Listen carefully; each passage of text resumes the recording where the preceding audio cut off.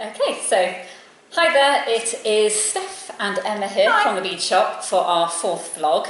Apologies for not getting it out yesterday, however, being a small business, there's always things that are out of our control, like school holidays making us incredibly busy, staff illnesses that just you can't predict. So we are a day late, but we are with you. And today we are going to be talking very excitedly about the new workshops we've got coming up. So that is what we've been working on. Well, we kind of almost all the time working on. Pretty constant, isn't it? Yes. Really? But it's been ramping up quite significantly in the last few weeks. Lots of the examples are getting finished. There's a few yet to just get the final finishing touches put to them. But we are aiming to have the newsletter out with all the new workshops on in the next couple of weeks. So do look out in your inbox for the newsletter. But right now we've got some really exciting things to show you. So this ties in nicely with a new product you're very excited about as well. I know. So I teach the resin workshop. I've used resin for years, and we've recently got in some new pigment powders. So we have the Pearl pigment powders, and we've got in, I know it's very difficult to see on screen with these ones, but we've got 3 new colours, and they're interference colours. So for those of you who know your Swarovski, it's a bit like putting an AB coating on something. Ooh, yes. And we've also got a rose gold one as well.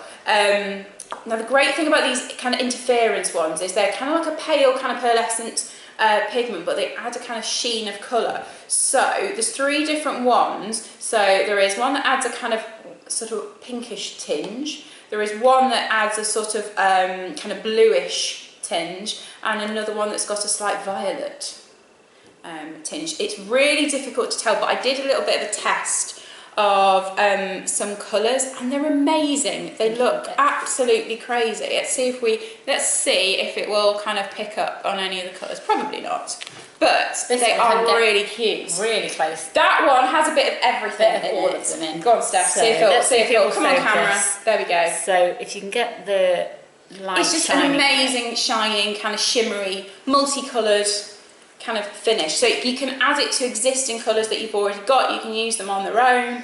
Quite mermaidy. Yes, there is a mermaidy, unicorny. Yes. Mystical. They're already on the website as well, so I'll pop a link underneath the video so you can see those. And you'll be using, well, that was in the last resin workshop. Yes, it was. We'd only literally just got them in. Yeah.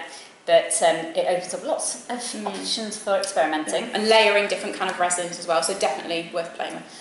So you might also be wondering why we have some snowdrops. Slightly unseasonal at the moment, but they are absolutely stunning. If I get that a bit closer as well.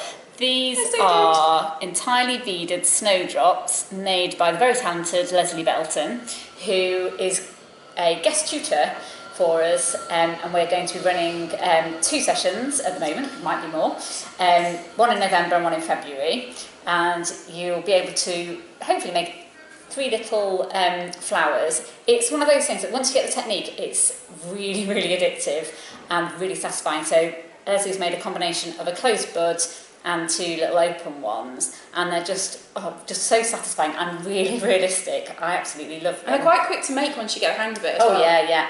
And that's with seed beads and wire, so it's a really nice project to get into, and could be a really good Christmas present actually. Yeah. And speaking of the C word, I know it is the middle of summer. We've got to start thinking about these things. Oh yes. We have got a bauble. So we've had loads and loads of requests for baubles. A few years ago I ran a bauble workshop and it was really, really popular. I've revamped the workshop considerably. I've used different beads and created the kind of netted shell for one of our smaller baubles. Previous workshop was a much larger bauble, but I feel that this is a much more manageable size. A bit more achievable. Exactly, yes, yeah. So that is a new workshop coming up, running up to Christmas.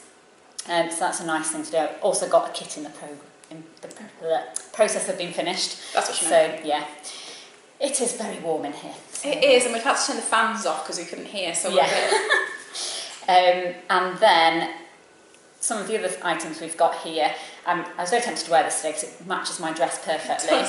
But I'll get that a little bit closer for you. So this is using gem duos and honeycomb beads. I've struggled a little bit. I like to give all my bracelets a name, and this one, just nothing has sprung to mind. So if anyone has any inspiration for a name for this bracelet, it's quite spiky. It's got netting and simple bead weaving in there. It looks really effective. I put it against my hand. It's quite industrial as well. Yeah, and geometric. There's some good triangles, hexagons, but if anyone has any inspiration, feel free. I'm terrible at naming things, so I'm just drawing a complete blank. So often when I'm making things, just a name comes to me, or the shape of the bead kind of dictates the name as well a little bit, like my paisley star. So moving swiftly on. This one, oh, the lighting's just not catching that. It's really, let me take it off the stand. It's a lovely purple that I've used for this example. There you go. Still doesn't seem to want to catch the light, but that is really satisfying. I really enjoyed playing with these. The paisley beads are great fun to work with, because they're a bit unusual. They're not symmetrical. Most beads you get are symmetrical or have the holes so that they work really well into designs that interlock. The paisleys, because they're not symmetrical, have actually added a really nice element to the shape, so I really enjoyed doing that. We've got a few other sort of mixed media things. I know Hannah and I spoke very briefly about our macrame hanger workshop that we're planning, and we have gone macrame mad. Yeah, a little bit. We have got a little pop-up shop at the moment with House Florals. I always do that. House Florals. That's one here. We will put a link to that underneath as well. So because we've got loads of flowers in the window, obviously we had to make loads and loads of hangers. One is just nicely balanced behind us. So this is one of the really cute string of hearts flower, and if you can get an idea of the hanging elements, don't want to tip the flower over, but I'm just going to show you the different parts of the hanger. We've got them hung at lots of different lengths in the shop, so you can really adapt them to whatever space you have. You can. I've got a unused curtain rail in my house at home, and that now has several hanging from it. There we go. My house actually still has a weird hook in the corner of it. Probably and I think it's an actual original plant hanger hook from the 70s. There you go. I think that's it. I need to do plant hanger. So we've had, since even before we had them in the window, we were getting requests. So whenever we get lots of requests for workshops or products, whatever, we always look into them and take them seriously. So we've taken this one very seriously. Very seriously, and we've got quite addicted. So you now have the opportunity to get addicted too. So that's one we're very excited about. And another mixed media one we've got up our sleeves is this. You might recognise this. This was in the window during our Independence campaign window display when the theme was purple, and you can see that. I don't know if you can see. This one is very much a geometric design. I'm calling it a freeform embroidery because it's a little taking elements of lots of different types of embroidery. So there is a little bit of sort of traditional black work, obviously not with black thread.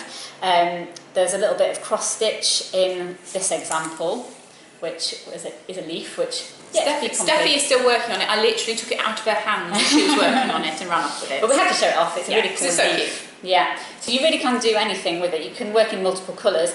And this one's got a few really subtle beads added in as well. Because bead embroidery is beautiful, and you can use it very easy. Yeah. Use them very sparingly or fill it. So Steffi's gone for a bit of a mixture. So some of those you can see whole segments of the flower, the leaf, are full of beads, and some are just got little stitches in. So it really means you can do a lot with it, and I think it's just so therapeutic just sitting and stitching. And also you can treat it a little bit like a sampler, so if you just want to have a bit of a play, definitely. we can show you kind of like different ways to create different stitches and add beads in different ways, and just have a bit of a play rather than having a fixed kind of pattern or something that you've got to stick to. Very much so. So as well as, these are mostly all the new workshops we've been mentioning, we are bringing back all the popular ones. So we have got fused glass pendants. So we've got some Christmas ones coming up. Again, mentioning the C word. Sorry guys. Emma's still continuing with her very popular Bead Kumihimo. Yes, and in fact, love Kumihimo. I'm going to pause there. Yeah. I'm going to grab some more of the examples. Yes. So we've been doing Bead Hemo for a while. And recently, the last lot of workshops that I ran, we did a little bit differently. So rather than just having one lot of kind of beads running through, we mixed in different types of beads, and we actually used the pit beads to create, Really as my glamorous assistant is just going to bring in, if I can show you that. So this has got size 8 seed beads and pit beads to create a really cool effect. What's really nice about that is it doesn't, at a glance, you don't realise how it's made, and I quite like things No, like that. I think a lot of people can think, they look at something that's beaded come hemo and think it might be bead weaving or crochet. They're kind of not quite sure what it is. But yeah, if you add beads into Kamihimo, it just completely transforms it. It does indeed. Excellent. And then I have to show you these because I think these are great. There's little trees here. They're so cute. So these are part of the fused glass. The glass fusing and dichroic glass have by far been the most popular ones recently. And they're so great because depending on what beads you use, well, I decorated this one with beads, but there's lots of different ways to layer the glass to create different effects. So that one's quite firm. You don't have to put the colour on afterwards, you can actually put it inside the beads, inside with the glass, so that's really effective using just little shards of dichroic glass. And then Hannah made this really cool. This is really good. Giant snowflake. It's a snowflake! How cool is that? That's really exciting. So it's quite a fun workshop, just doing something festive. Most people have done them as like gifts for family or just, in fact, one lady every year makes something handmade to put on a tree, and that was a lovely idea. Yeah, so, a lot of people do that. They make or get a new bauble or something to hang on the tree each year. I do make things new every year. But yeah, so that gives you a little bit of a taste of what's coming. We've got silversmithing as well, more beading. There's a few more project-based workshops that are being finalised. And we've got quite a few new guest tutors as well. So nothing's quite set in stone yet, but watch this space because we will be announcing that, and they will be in the newsletter as well. So I'll pop the sign up for the newsletter underneath the video as well, just so that you can find out about the new workshops when they're launched straight away. And do let us know if there's anything you think we should be doing that we're not, and leave any comments that you want underneath. And if you can think of a name. Yes. This bracelet would really help. Needs a name. Please help us. Thank you. I think that about wraps it up. I think it does. Cool. Well, thank you very much for watching. Cheers. And until next time.